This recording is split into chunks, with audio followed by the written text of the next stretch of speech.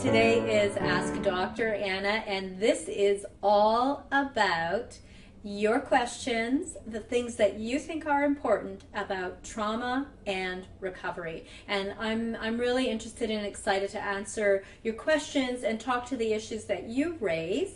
Let's take a look at this. This one is from Roxanne. 10 years ago, I was assaulted by a guy who threatened to kill me. Somehow I managed to escape, and I have worked really hard every single day to help myself over the fear.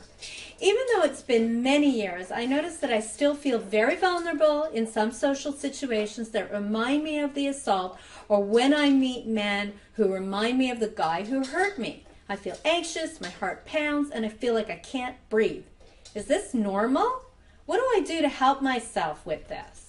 Thank you so much for sharing that with us. I'm so sorry that you've had to go through such a terrible event. Sometimes when we experience these things, our bodies can respond in very overwhelming ways. And one of the biggest ways that you shared with us is something I hear all the time from my clients, and that is that there's a big change in your breath. And I don't think that's very unusual. There's a big change in the breath of a lot of my clients. As a matter of fact, that's almost the very first place that I start with almost every single trauma client in my practice. First, you can absolutely learn to retrain your body's reaction and extinguish the physical response to your mind's belief that there is danger. When there's no danger, you don't want to react as if there is danger. It takes a lot of energy, and you need that energy for living your life as well as you can in this moment. So we want to be able to slow down our reaction and actually be able to say, is there real danger right now?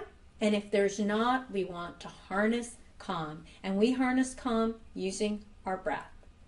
We find a way to relax our bodies, and then over time, the thing that was making us uncomfortable no longer makes us uncomfortable. So for example, in your case, Roxanne, you felt very uncomfortable when you saw somebody who reminded you of your assailant.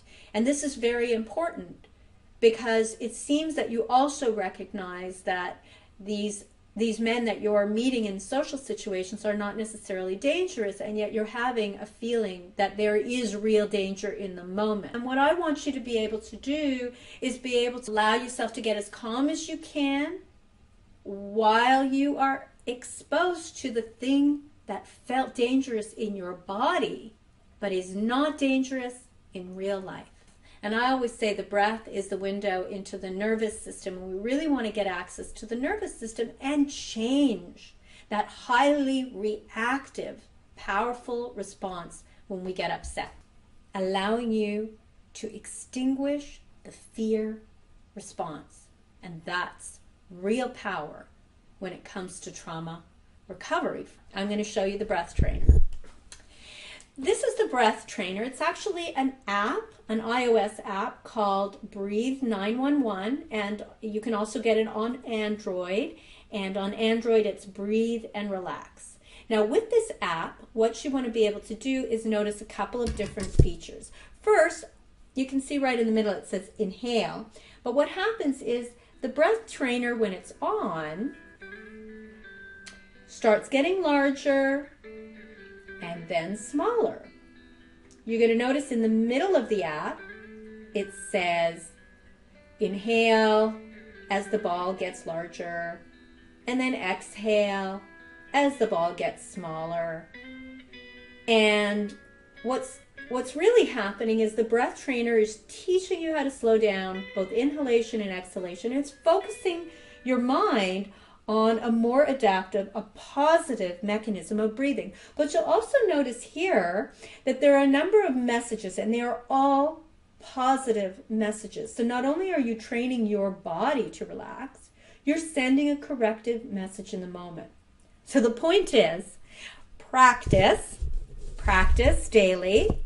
I suggest 5 minutes a day, and then when you need it, you'll have access to your own ability to harness calm when you know you're in a safe place, but you're getting triggered by a reminder of the past, and you don't want to have the past dictate your wellness in this moment.